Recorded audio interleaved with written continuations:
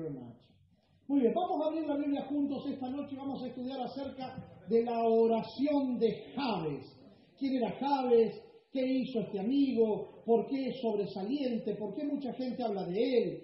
¿Qué fue lo que pasó en su vida? ¿Qué es o cuál fue su experiencia significativa? Es lo que vamos a mirar nosotros esta noche mientras leemos juntos Primera de Crónicas capítulo 4 versículos 9 y 10.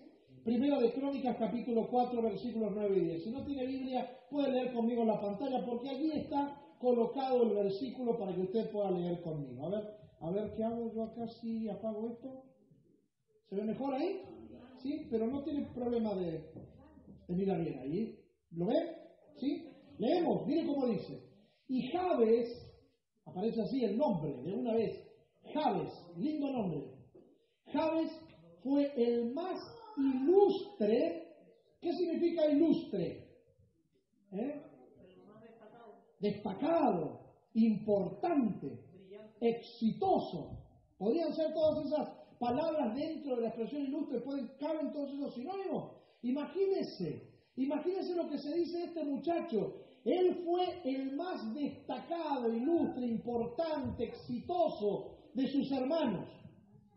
Su madre lo llamó Jabes, diciendo, porque lo di a luz, ¿con qué cosa? Con dolor.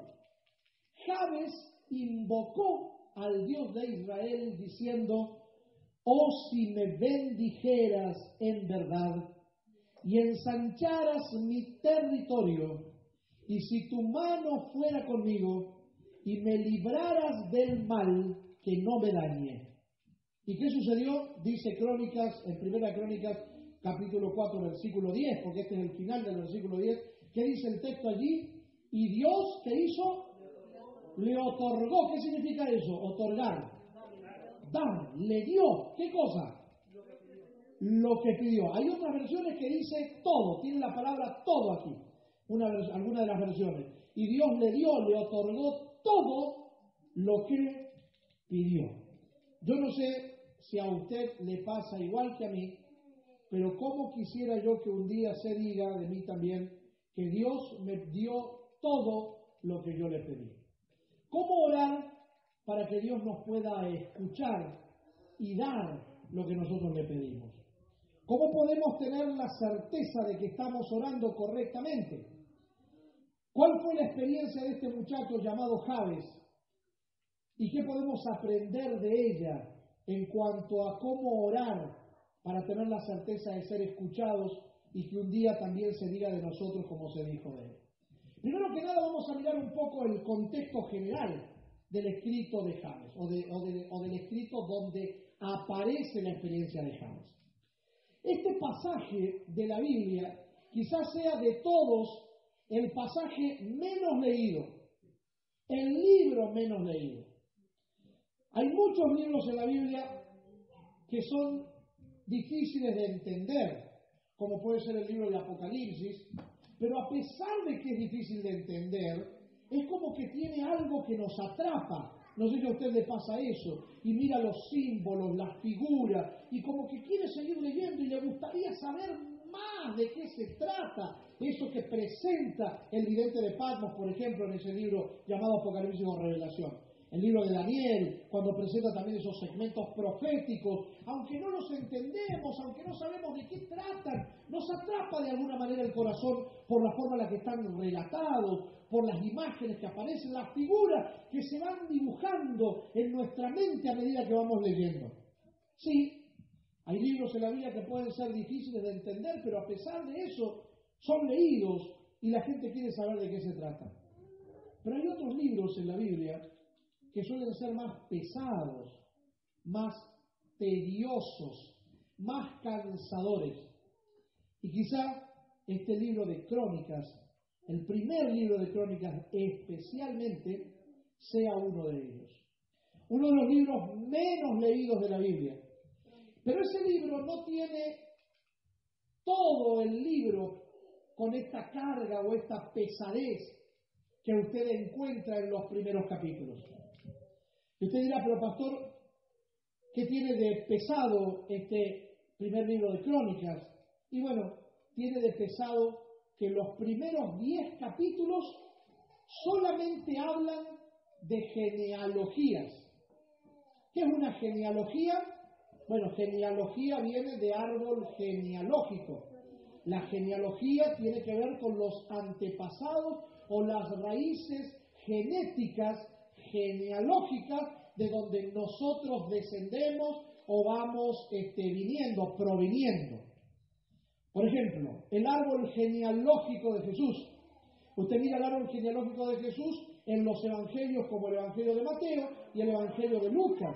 En el Evangelio de Mateo, el escritor llega en la genealogía de Jesús hasta Abraham, que es el primero que Dios saca de la tierra de Ur de los Caldeos para levantar un gran pueblo y a quien le hace la promesa de que sería, como su nombre lo decía, cambiado por Dios, padre de multitudes. Sin embargo, Lucas, que no es hebreo de nacimiento como Mateo, corre en la genealogía de Jesús hasta el mismísimo Adán, como para demostrar que no hay nadie que pueda ser mejor que nadie ni tener una sangre real en comparación con otros, sino todo lo contrario, que somos todos provenientes de un mismo linaje. Todos nacemos, salimos, vinimos a la existencia desde Adán. Eso es lo que pretende presentar Lucas. Y Lucas lo hace porque Lucas no era hebreo. Y como no era hebreo, no tenía ese complejo que suelen tener o solían tener los hebreos de sentirse superiores a los demás por ser un linaje escogido, un real sacerdocio, una nación santa. ¿Me hago entender? Así que eso sería el árbol genealógico. En este caso, estos 10 primeros capítulos del libro de Primera de Crónicas nos presentan la genealogía hasta llegar al rey David, el superlativo rey de Israel. Para aquellos que no les gusta mucho la lectura, se encuentran con estos 10 capítulos y seguramente les parece la porción más complicada y se lo pasan por alto. Porque empiezan a leer, fulano engendró a sultano, sultano al otro, el otro al que siguió y así sucesivamente. Fulano, sultano, mengano. O sea, estos hombres siempre están en todos lados, ¿usted se da cuenta? Siempre aparecen esos nombres. Sin embargo, para los israelitas, esos 10 capítulos eran oro en polvo, porque establecían de una manera clara y contundente el linaje real del rey David. Sin embargo, aunque este libro de Crónicas puede ser el libro menos leído, y aunque estos 10 capítulos sean los capítulos menos leídos de este libro, a su vez, en el medio de esos 10 capítulos, algo pasa, algo sucede que hace que el escritor detenga la marcha que viene teniendo mientras va contando acerca de los descendientes hasta llegar al rey David, y hace un parate, un alto, un stop, porque pasó algo mientras está relatando la genealogía. Aparece un nombre que él no puede pasar por alto, que no puede ser dejado de lado, que no se puede olvidar. En medio de esos 10 capítulos, de esa genealogía de Judá, aparece un personaje que hace que el autor se detenga. Después de 44 nombres que se presentan o de 44 genealogías, se hace un alto. Y el escritor, historiador dice, momentito, antes de seguir con mi enumeración de las genealogías, no puedo callarme, no puedo dejar de mencionar, no puedo olvidarme, no podemos pasar por alto que hubo un muchacho que fue el más exitoso, el más ilustre, el principal, el más reconocido, el que más brillo alcanzó de todos sus hermanos. Ahora, hay escritores y estudiosos de la Biblia que piensan que ese ser más ilustre que todos sus hermanos, no es solamente o exclusivamente mirando a Jabes dentro de su familia y sus hermanos de sangre, sino que sus hermanos involucra a toda la gente que vivió en sus días. En otras palabras, el historiador está diciendo, un momentito, acá hay un muchacho que hizo algo tan sobresaliente que fue el principal de todos los que vivieron en su tiempo. Fue un muchacho que trascendió más allá de sus días. Fue alguien que llegó a vivir una experiencia tal que sobresalió por encima del resto de la media que vivía en su época. Y dice el nombre de ese muchacho. Ese jovencito que fue el más exitoso, sobresaliente, ilustre de su época, se llamó Jabes. Y entonces da el texto que nosotros leímos recién. En medio de toda esa genealogía hay una perla escondida, que es la experiencia de este muchacho llamado Jabes. Lo interesante de esto es que nos presenta allí una biografía de alguien que fue sobresaliente en su época. Pero lo destacable de nuestro amigo Jabes es que no sobresale por algo que hizo. Jabes no sobresale por haber hecho algo. Él es el hombre que sobresale por la forma en la que oró. No fue lo que hizo, sino cómo oró, lo que hizo que este muchacho sea sobresaliente. O sea que es posible que tú puedas vivir una experiencia sobresaliente si aprendes a orar como Jabes oró. Es posible que tu vida se convierta en la vida que siempre soñaste para ti, pero no como resultado de los esfuerzos sobresalientes que puedas hacer o capacidades sobresalientes que tengas, sino porque te atreves a buscar a un Dios sobresaliente. Porque te atreves a confiar y a depositar toda tu vida, anhelos y sueños en las manos de un Dios que es capaz de hacer que lo imposible sea posible. A Jabes no se lo conoce por lo que hizo, a Jabes se lo conoce por la forma en la que oró. ¿Por qué permitió Dios que se lo incluyera en esa breve reseña a Jabes en la Biblia? Porque la oración de Jabes, mi querido amigo, contiene principios extraordinarios que si nosotros sabemos aplicarlos a nuestra vida irá creciendo y cobrando un brillo especial. Amén. Y usted dirá, pastor, usted está diciendo eso porque usted es pastor y tiene que decirlo. En otras palabras, lo dice por obsecuencia, porque es predicador de la Biblia y tiene que decir que lo que está en la Biblia es así o asá. ¿Sabes por qué te digo esto? Porque desde el momento en que yo me encontré con esta oración de Jabes y empecé a incorporar sus principios para mi vida, yo puedo decir que hubo un antes y un después en mi experiencia, tanto cristiana como en mi experiencia, ¿cómo llamarlo?, individual, en mi experiencia de vida, en mis realidades cotidianas, en cómo encarar la vida, en cómo mirar a Dios y en cómo crecer en muchas áreas de la vida.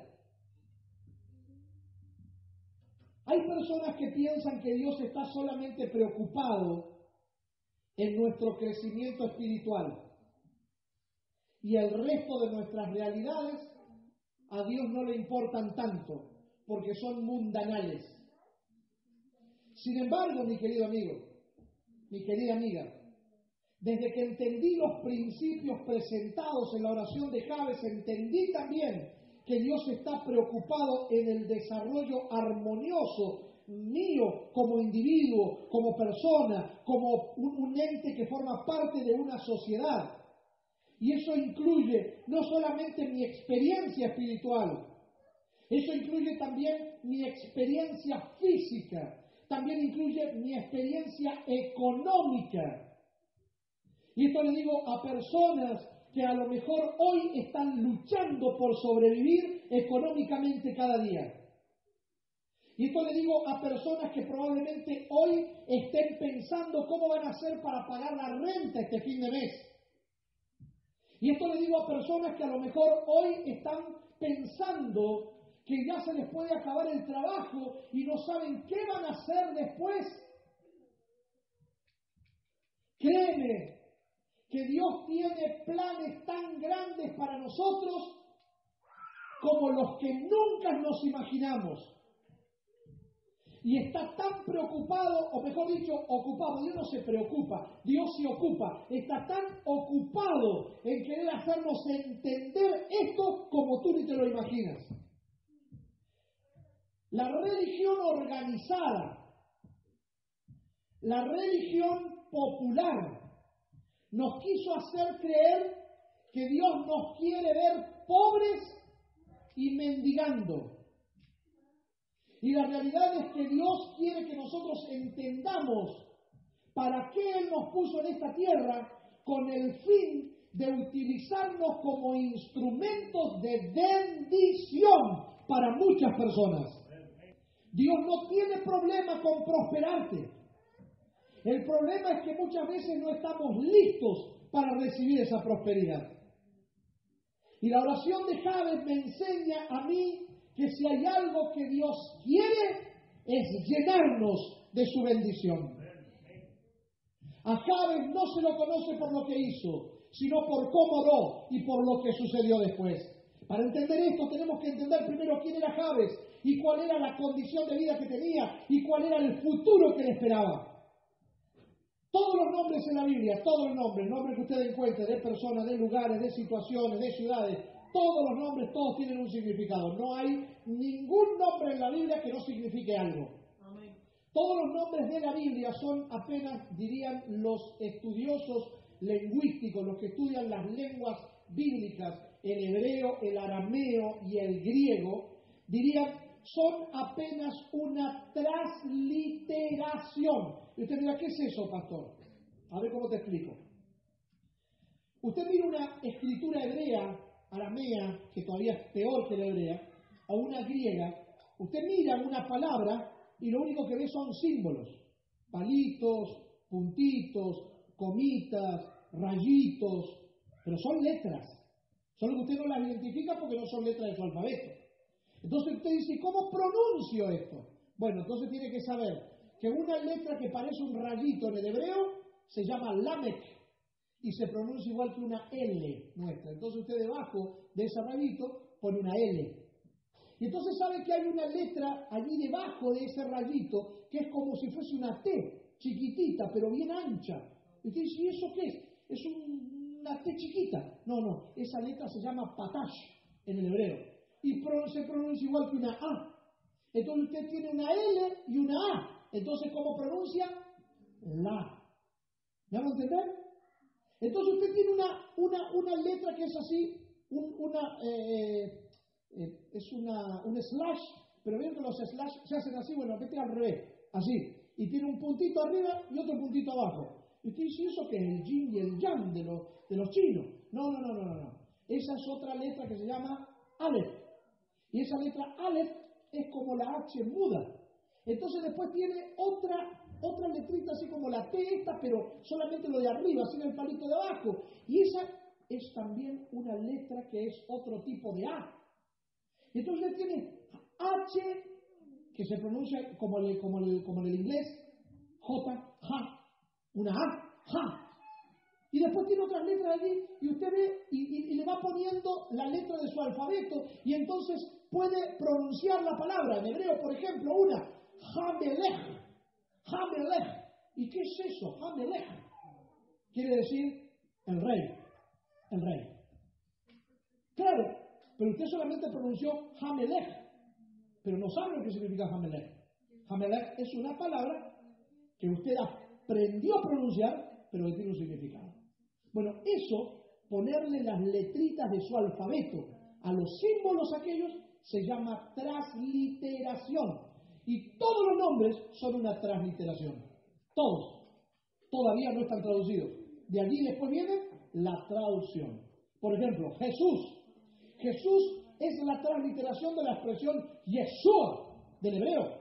Yeshua. ¿Sabe lo que quiere decir Yeshua? Salvador. Eso es lo que significa. Nosotros hemos adoptado esos nombres, lo hemos hecho parte de nuestra cultura, pero no son nombres hispanos. Son nombres de otras culturas que los hemos adoptado. ¿Me van a entender? ¿Me van entendiendo? Bueno, James no era la excepción. James, este muchacho, ¿sabe lo que significaba su nombre? Su nombre significaba dolor. Y el texto bíblico nos dice que su madre le puso ese nombre porque este muchacho, cuando nació, le causó a ella un gran dolor. La Biblia no nos dice cuál fue el dolor o la razón o cómo le causó dolor a su madre. La Biblia no nos dice eso. Pero pueden ser muchas las razones. Puede haber sido un parto difícil, ¿verdad? ¿Pudo haber sido un parto difícil o no? Sí, ¿no es cierto? Sí, él me dijo que sí. Pudo haber sido una mujer abandonada. Y a lo mejor como la abandonaron, ella no quería que su hijo nazca, porque en aquella época una mujer que tuviese un hijo sin su esposo, era horrible en aquel tiempo. La iban a acusar, la iban a señalar, la iban a tomar como una mujer liviana. Y yo no creo que a ninguna mujer le guste que la miren así. ¿Cuál fue la razón? No se sabe. Pero sí se sabe que James fue el dolor de su madre. Ahora piense usted en esto. Los que tienen madre, todos tenemos madre, ¿verdad? Y acá no estamos, de una planta no salimos, así que todos tenemos madre. ¿Cómo se siente usted cuando se pone a pensar que usted es el causante del dolor de su madre? ¿Cómo se siente? Usted puede sentir, usted se puede reponer a cualquier cosa de la vida, pero a sentir que usted es el causante del dolor de su madre es algo de lo que cuesta reponerse. Y lo que es peor, todos los nombres en la Biblia, cuando se le ponía un nombre a una persona de una manera particular, ese nombre presagiaba la experiencia que esa persona vivía. A Jesús se lo llamó Jesús porque Jesús significa, se lo dije recién, ¿qué significaba? ¿Qué había venido a hacer? A salvar. Hubo un muchacho que se llamó Daniel. Dan quiere decir juez, él quiere decir Dios. Daniel, Dios es él. ¿Y de qué vino a hablar Daniel cuando escribió su libro? ¿Se acuerdan? Capítulo 7. Del juicio de Dios. Daniel es el primero que empieza a hablar del juicio de Dios. Por eso Dios lo llamó a él, a Daniel, que tenía que encargarle eso. Su nombre ya decía lo que él haría. Y si este muchacho se llamaba Javes, piense usted, y Javes significa dolor, ¿cuál era el futuro de la vida de Javes? Dígamelo. ¿Cómo sería el futuro? Un futuro doloroso, un futuro de pesadumbres, un futuro signado y marcado por las cosas negativas de la vida, las que le causan dolor. Ese era el futuro que le esperaba a Javes. Y encima venir arrastrando el dolor de haberle causado angustia a su madre. Tiene la carga del pasado y tiene su futuro marcado para una experiencia negativa. Javes era el hombre sin futuro, mi amigo. Era una persona que estaba marcada para fracasar. Era una persona que estaba marcada para sufrir. Era una persona que estaba marcada para que en la vida le vaya mal. Sin embargo, Javes no se quedó con lo que supuestamente el destino le tenía preparado. no se conformó con las cosas que la sociedad le había marcado que serían de alguna manera el resultado de su experiencia por vivir dentro de ese grupo donde vivía. A veces en campañas evangelísticas hablo con la gente y vienen muchachos usuarios de drogas y muchachos usando bebidas alcohólicas o mujeres también en esa misma condición, y a veces me dicen, es que en mi casa mi padre bebía, era un borrachón, mis hermanos eran borrachones, adictos a las drogas, ¿qué se podía esperar de mí? Y entonces me acuerdo de Jabes, que Jabes tenía un futuro lleno de dolor, un futuro lleno de cosas negativas, un futuro signado por la experiencia amarga. Sin embargo, no se conformó con eso. No estuvo dispuesto a seguir con lo que su pasado le dejó como legado. Él no tuvo la culpa de nacer. Él no tuvo la culpa de causarle dolor a su madre. Pero él sí tendría la culpa si se quedaba viviendo en el dolor. Sí tendría la culpa si se dejara marcar el futuro por la experiencia del pasado. Y hay muchas personas hoy como Jabes que viven amarrados por los errores del pasado, tienen hipotecado su presente y tienen su futuro sin esperanza. Pues de alguna manera Jabes descubrió que hay un Dios que estuvo en su pasado, que está en su presente y tiene para él un futuro mejor. Y que ese Dios que conoce su pasado, que está presto para actuar en su presente y que tiene planes especiales para él en el futuro, tiene la capacidad hoy de declarar una palabra para sanar su pasado y quitar la hipoteca de su futuro. Ese Dios poderoso tiene la capacidad de hacer y de quitar con ese hacer las cosas que pudieron haber sido si seguíamos por la ruta de nuestro destino trazado por nuestras equivocaciones pasadas. Mi amigo, la Biblia dice que Jabes se encontró con ese Dios y se atrevió a desafiar a ese Dios, y se atrevió a confiar en ese Dios, y se atrevió a pedir con boca grande, porque hay un Dios grande que tiene un oído grande y una mano grande para derramar bendiciones sobre sus hijos hasta que sobran y abundan en la experiencia de ellos. El problema que tenemos la mayoría de nosotros hoy en día, y me refiero a los religiosos, a los que son parte de alguna iglesia, es que nos hemos dejado bombardear por los conceptos de la religión organizada que nos quiere hacer creer que Dios no está preocupado por esos detalles de nuestra vida. Y la realidad es que Dios sí está preocupado por eso. Si hay algo que a Dios que Dios no quiere, es que nosotros caminemos con una piedra en el zapato. Él está dispuesto a sacarnos la piedra del zapato para que caminemos con alegría y le podamos servir con gozo. Eso es lo que Él quiere para nosotros. Por eso este amigo llamado Jabes se atreve. Y la Biblia dice que Jabes buscó, significa esto, al Dios de Israel.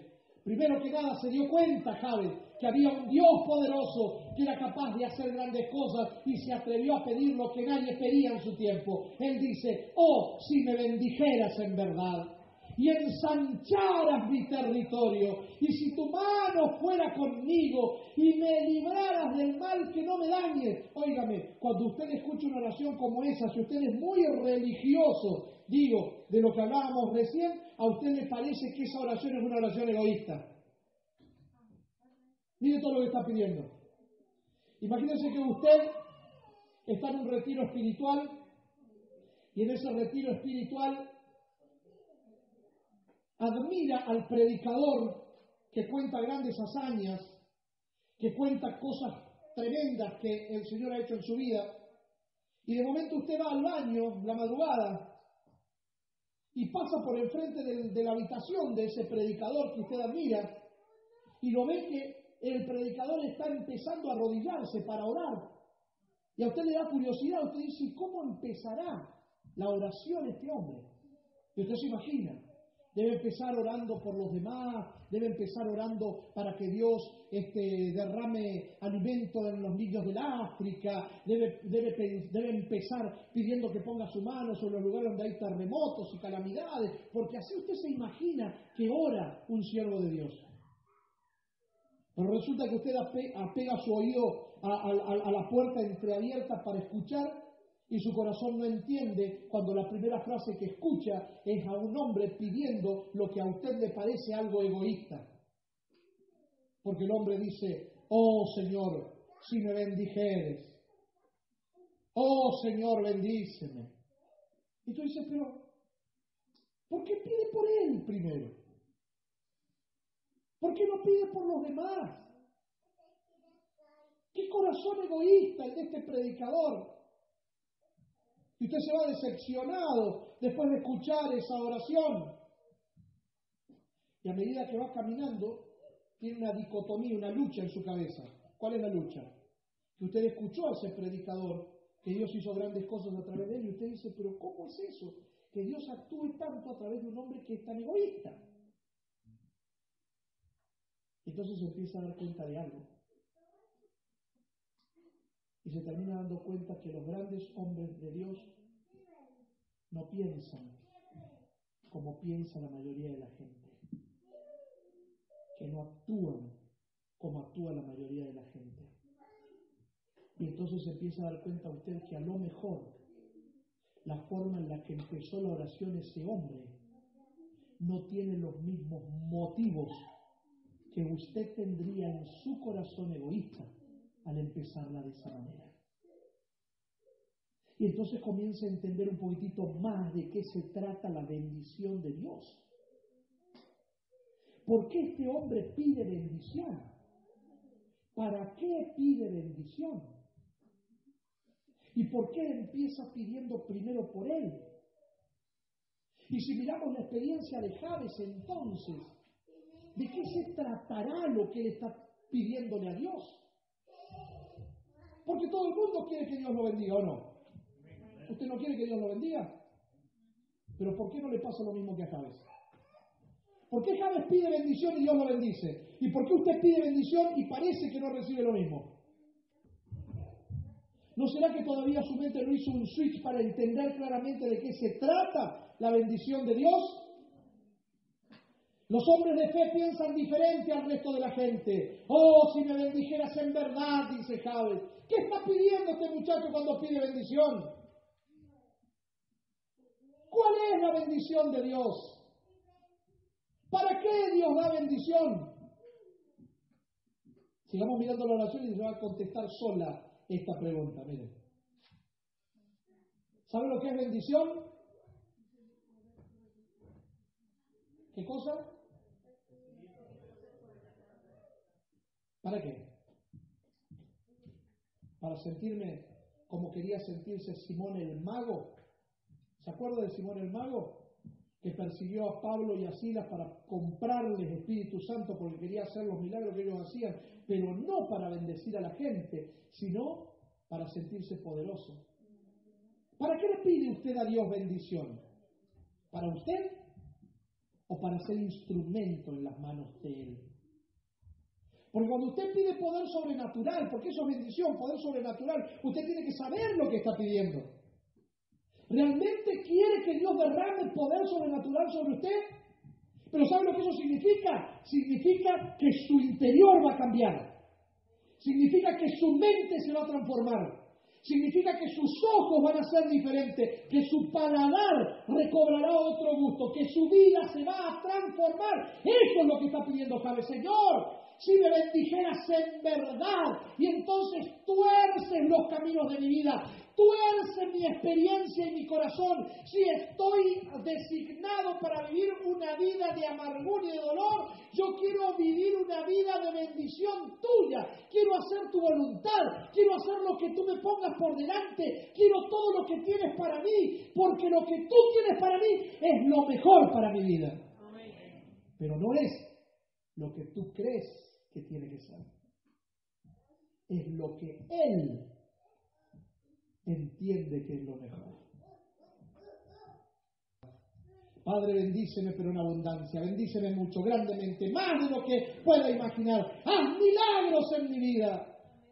Eso es lo que está pidiendo Jabes. Señor, transfórmame de tal manera que todo el mundo cuando me vea sepa que estoy caminando contigo. Y así empieza la oración poderosa. Es una oración de entrega total. Es un pedir bendición con el fin de convertirme en un trofeo del Evangelio. Es con el fin de convertirme en un reflejo de lo que Dios es y de lo que Dios es capaz de hacer. ¿Estás dispuesto a eso? ¿Estás dispuesta a eso? Oh, bendíceme, dice Jabes. Ensancha mi territorio. Dios es tan especial que quiere llevarte a vivir una vida sin límites. Amén. Y somos nosotros los que les ponemos los límites a Dios. Oh Dios y Rey mío, por favor te ruego que aumentes mis oportunidades en tal forma que pueda tocar más vidas para tu gloria. Déjame hacer más para ti. Eso es lo que Jabes está diciendo. Primero, Señor, lléname de poder transformador de tal manera que todo el mundo vea que yo nací Jabes, pero no seré Jabes toda la vida. No viviré una vida de dolor porque tú estás en mi vida. No viviré una vida de miseria porque tú estás conmigo. Y si tú eres por mí, ¿quién contra mí? Haz que otros se den cuenta. Haz cosas tan grandes en mi vida que todo el mundo sepa que le sirvo a un Dios de poder. Y ensancha mi territorio, dame oportunidades para que todo el mundo vea que te sirvo a ti, dame oportunidades para que otros vean el poder que tú tienes, haz en mi vida una especie de película que otros miren, donde lo primero que se vea es tu poder por encima de todas las cosas. Eso es lo que Jabes está pidiendo. Miren, les voy a contar algo que me pasó a mí una vez. Esto fue tremendo. Yo llevaba apenas un año de bautizado. Y fui un sábado a una cárcel a visitar a un muchacho. Fui a la hora de la escuela sabática. Y quería, mi intención era regresar para la hora del culto. Y cuando llego, ya estaba casi por la mitad el sermón. Y vengo bajo de un autobús y me encuentro con un hombre que tiene un maletín. Y el hombre, como me ve así con traje y me ve con la Biblia en la mano, me dice, tú eres un sabatista. Y yo digo, ¿cómo? Si tú eres un sabatista. Y yo no sabía para dónde agarrar, porque tenía algo de razón, pero no quería que me confundan a la vez. Entonces traté de esquivar al hombre con palabras, pero sin dejar de atenderlo, hasta que finalmente dije, sí, es verdad, sí, yo soy de la iglesia adventista, pero yo no sé qué entiende usted al decirme sabatista, me gustaría explicarle, ¿quiere estudiar la Biblia conmigo? Y el hombre me dijo, no, tranquilo, yo soy un colportor de las Sociedades Bíblicas Unidas. Yo vendo Biblias, tratados de las sociedades bíblicas. Soy el único colportor de sociedades bíblicas en toda esta región del país. ¡Wow! Dije yo, tremendo el hombre. Hablé con él 2 minutos, le dije, mire, me tengo que ir, discúlpeme. Y me fui.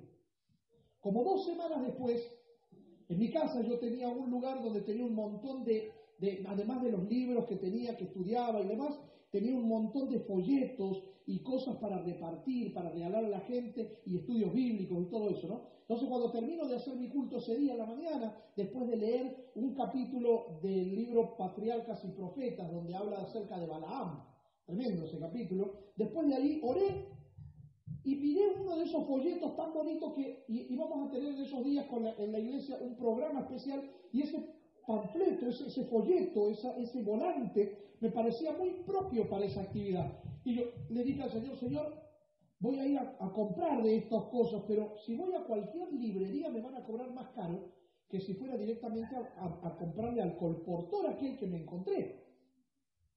Y es el único que hay en toda una ciudad donde hay 1 millón de habitantes. ¿A dónde lo encuentro? Porque no sé ni el nombre, no sé dónde es que anda el hombre, pero tú sí sabes todo. Así que yo te voy a pedir que me ayudes a encontrar a ese hombre, si es tu voluntad, que yo consiga estos folletos para hacer esa campaña que queremos hacer con los hermanos de la iglesia. Me arrodillé, oré, de esa manera al Señor, me levanté. Tenía una carta en la mano que le iba a echar en el correo a una amiga que estaba estudiando en Entre Ríos, lejísimo de donde yo estaba, a unos 1000 kilómetros más o menos donde yo estaba. Y cuando salgo a llevar la carta al correo que quedaba a unas 10 cuadras de mi casa, mi papá me pregunta, le estoy contando todo esto para que usted vea cómo funcionan las cosas de Dios, cómo maneja el Señor. Mi papá me pregunta, hijo, ¿vuelves para el almuerzo, para comer? Pues salgo como a las 11:30 de la mañana, salí yo. Me dice, ¿vuelves para el almuerzo? ¿Qué quieres comer? Y yo dije, ese día estaba en ayuno de frutas, estaba ayunando, comía frutas nada más. Así que le dije a mi padre, no, tranquilo, que estoy ayunando frutas hoy, así que me voy a comer una manzana. Cuando dije manzana, en mi cabeza me acordé de un amigo que le gusta comer mucho manzana. Y entonces se me ocurrió, fíjense toda la asociación de ideas, se me ocurrió, en vez de ir al correo que estaba a 10 cuadras de mi casa, ir a la casa de mi amigo que le gusta comer manzanas y después ir con él al correo central. Así también a mí se me ocurría, la carta iba a llegar más rápido también. Así que le dije a mi papá, no, ¿y sabes qué? Me voy a casa de Guillermo, olvídate, no vengo tarde. Y me fui hasta la parada de autobús para tomar el autobús que me llevaba a la casa de mi amigo que le gusta comer manzanas. Me subo al autobús, me siento en un asiento, y cuando me siento allí, veo allí en el autobús que está sentado en uno de los asientos este hombre colportor de Sociedades Bíblicas Unidas. Y yo digo a Dios, Señor, yo sabía que tú eres capaz de contestar las oraciones, pero no pensé que tan rápido. Hace menos de una hora que te pedí encontrarme con este hombre y ya me lo pones ahí enfrente. Y entonces me daba vergüenza ir a hablar con el hombre. Y encima el hombre estaba hablando con las personas que estaban sentadas detrás de él. Él estaba así dado vueltas charlando con la gente. Y yo le digo a Dios, Señor, yo no voy a ir a interrumpir a este hombre, pobre, quién sabe lo que está haciendo ahí. Yo voy a ir a hablar y le voy a interrumpir toda la charla. No. Lo que significa esto, yo pensaba, ¿no? Evitando el compromiso, yo le digo a Dios, Señor, lo que significa que tú eres tan poderoso que así como lo encontré ahora, lo puedo encontrar en cualquier otro momento. Así que qué bueno es saber que puedo contar contigo. Todo eso yo estoy pensando, ¿no? Y en ese momento me acuerdo bien a mi mente, así como una lanza, la experiencia de Balaam, que Dios le dijo a Balaam, no hagas aquello, y Balaam quería hacer lo que él quería, y no lo que Dios le decía. Entonces dije, bueno, Señor, pero yo no quiero ser como Balaam. Si tú me lo estás poniendo en el camino, a lo mejor es porque tú quieres que yo me encuentre con él, que hable con él. Y en ese momento para el autobús y sube una ancianita. La ancianita, con su bastón y todo, apenas se sube. Corta su boleto porque le da el que maneja, le da un boleto, le paga a la señora. Había un asiento allí al lado del colportor y el otro asiento que quedaba allá en el fondo del autobús. Ancianita al fin, lo más lógico que se siente en el primer asiento que encuentra. Así que le digo yo, Señor, yo te la voy a poner difícil a ti. Si tú quieres que yo vaya a hablar con este hombre de Sociedad Bíblica, te voy a pedir que la ancianita, en vez de sentarse en ese asiento, se siente en el último. Y la ancianita viene, se da la vuelta, corta el boleto, se da la vuelta, ve el asiento enfrente de ella y se va a sentar, lo más bien. Y mientras la viejita se estaba sentando, yo digo, ay, qué bien, ya no tengo que ir a hablar nada. Mira para atrás y como un resorte se levanta y el bastón, en vez de apoyarlo, lo agarra en el brazo y se va caminando como si tuviera 15 años. Y se sienta en el último asiento. Y entonces entiendo que Dios me estaba diciendo que tengo que ir a hablar con esa persona. Y en el momento que me paro para ir a hablar, las personas que estaban hablando con él sentadas allá atrás también se bajan. Y quedaron los asientos todos vacíos. Me siento allí a hablar con él. Le digo, ¿usted se acuerda de mí? Y él me dice, no tengo ni idea quién era el muchacho. Le digo, bueno, ¿se acuerda del sabatista ese que usted se encontró un día? Me dice, no me acuerdo. Y empezamos a hablar. Y mientras hablamos, él me contó que tenía un programa de radio, me contó que era pastor de unas congregaciones, y me dijo, ¿tú predicas? Yo había predicado una sola vez en todo ese tiempo en la iglesia, un sábado. Y ahora el hombre me estaba preguntando si yo predicaba. Y yo le dije que sí, porque había predicado una vez por lo menos. Y él me dice, ¿te atreverías a venir a predicar a mi programa de radio? Había una sola emisora cristiana en toda esa región, de un radio, de un nivel de personas que vivían, habitantes en esa ciudad. Y la única emisora de radio que había era esa donde él estaba con una emisora cristiana. Yo acepté. Llegó el momento de bajarme para ir a visitar a mi amigo. Me bajé y dije, uy, y los folletos, no le hablé de los folletos al hombre. Pero claro, lo iba a ver al otro día que iba al programa de radio. Y cuando voy al programa de radio, yo había trabajado en radio hacía tiempo atrás cuando estaba en el mundo. Entonces yo sabía cómo se miden los programas por la audiencia y demás, se mide la audiencia por los llamados. Cada llamado equivale a 100 hogares que te están escuchando, dependiendo el horario y demás. Hay horas picos y demás. Entonces me acerco a la persona esta que me pidió que venga al programa de radio de él y le digo, óyeme, ¿cuánta gente te llama a ti por programa? Y el hombre me dice, no, hace como 2 meses que no nos llama nadie. Y yo dije, ya este no lo escucha nadie, dije yo. Era un viernes y eso me dio como que me quitó el nerviosismo, me relajó. Dije, no lo escucha nadie, está. Y le pregunté, ¿y qué programa viene después del tuyo? Y dije, es un programa donde piden el himno preferido. Ah, bueno, dije yo, no pasa nada. Me puse ahí, me dio media hora para hablar y empecé a predicar. Y me concentré en la predicación. Y yo escuchaba que sonaba el teléfono, y sonaba otra vez otro teléfono. Tenían 3 teléfonos, y los 3 sonaban, ¿no? Y la gente atendía y todo. Y yo dije, bueno, seguro es gente que está llamando, porque ya termina el programa, empiezan a pedir el himno, llaman antes para que le den su himno preferido, antes de tiempo, porque si no después no agarran a nadie. Eso es lo que yo pensé. Cuando termina el programa, el hombre viene, cierra el programa, dice sus cosas, lo que tiene que decir, pone la cortina musical. Cuando me paro me dice, siéntate, por favor. Y yo le dije, sí, ¿cómo no? Y me dice, ¿tú te diste cuenta que cuando tú empezaste a hablar yo me fui, vino una persona a buscarme y me fui? Sí, vi que vino un hombre. Y dice, bueno, ese es el dueño de la radio. Ajá. Y me dice, este hombre me llevó a su oficina aquí arriba y me ofreció 1 hora de programa el día domingo de 2 a 3 de la tarde. Hay horas picos de radio que son las más altas, las mejores, donde el público cautivo está más predispuesto. En una emisora cristiana, el mejor horario es de la 1 de la tarde hasta las 4 de la tarde. Y de 2 a 3 es el horario central. Y después a la noche, desde las 9 de la noche en adelante. ¿Por qué? Porque la gente, los otros días, las otras horas, el día domingo, está en la iglesia. ¿Me hago entender? Están en sus iglesias. No van a escuchar la radio. Pero a esa hora, sí. El hombre me dice, me ofreció el mejor horario que tiene la radio. Y yo le dije, está bien, lo felicito. Me parece fantástico. Dice, no me entiendes. ¿Tú viste cuando estabas predicando que estaban sonando los teléfonos? Le dije, sí, escuché. Pero me imagino estarán pidiendo su himno preferido, le dije yo. El hombre me dice, no.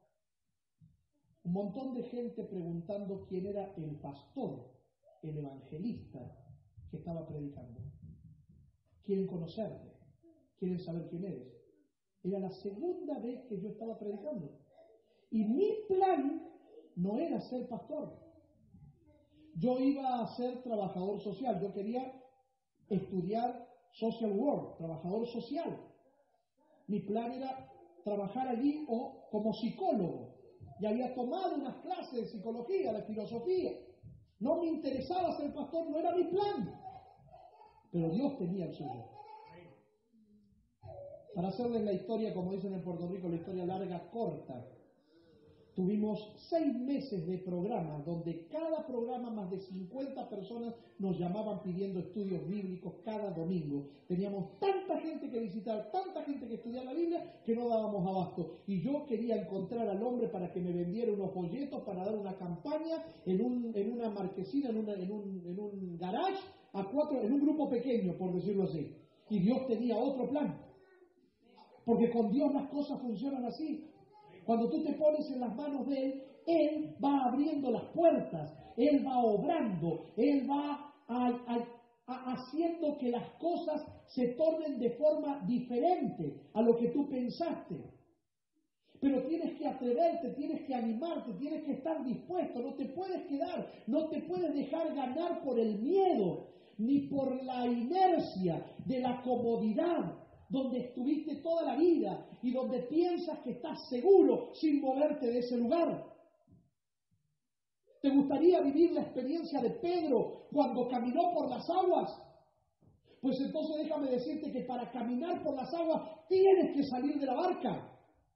Tienes que salir de tu zona de confort. Tienes que romper el status quo en donde estás. Tienes que quebrar esas barreras. Tienes que atreverte. Tienes que caminar en pos de lo que Dios te está mostrando.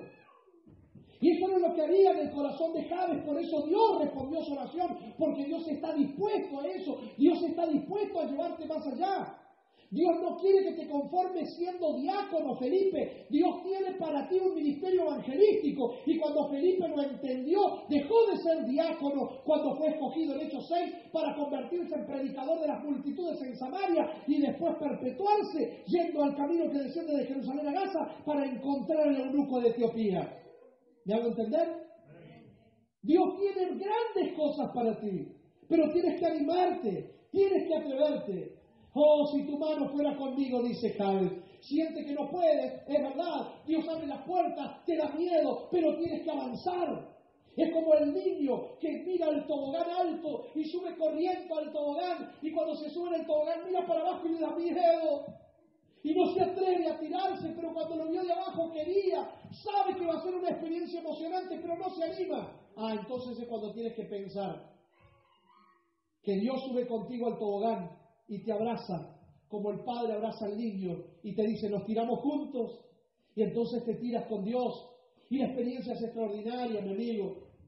Dice el apóstol en 2 de Corintios, no que seamos competentes para atribuirnos que algo sea de nosotros mismos, sino que nuestra suficiencia viene de Dios. El espíritu de la ley da vida. Él nos capacitó para ser ministros de un nuevo pacto. Dios te llama, Dios tiene planes y Dios te dará el poder para que vivas una experiencia extraordinaria. Tú no pides que Dios te haga grande, sino que Dios se hace grande a través tuyo y Él abre las puertas grandes para que tú puedas pasar por ellas.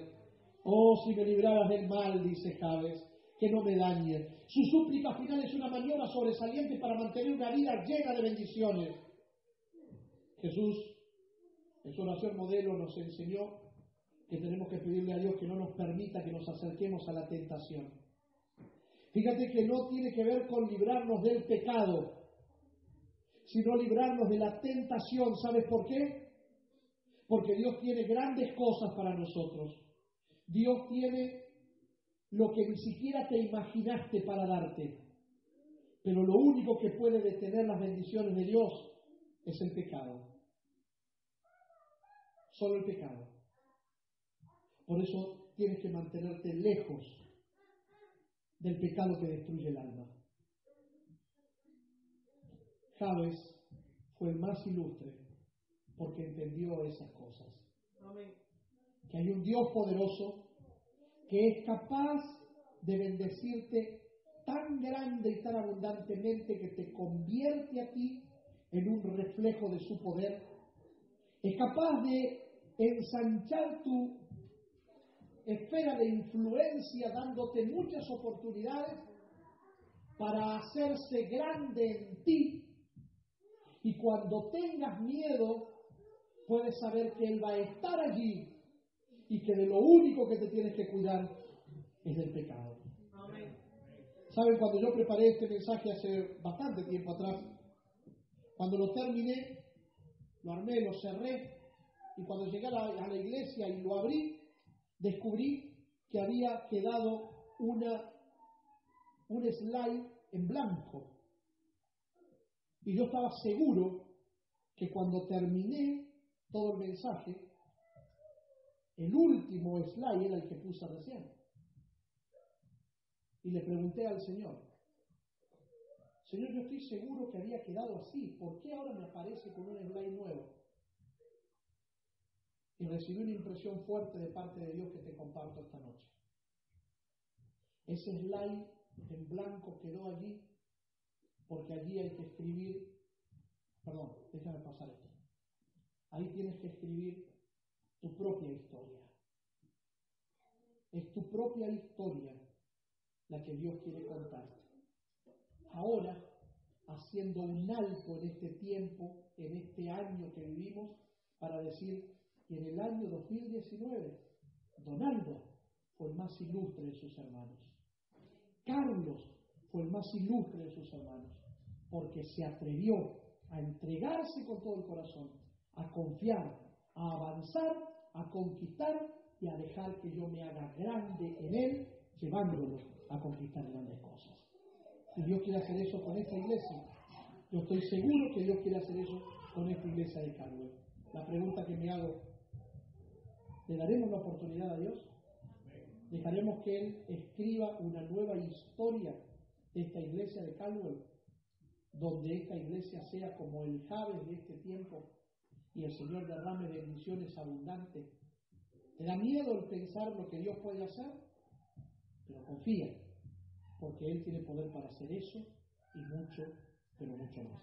Vamos a ponernos de pie. Señor, gracias por el desafío que nos presentas,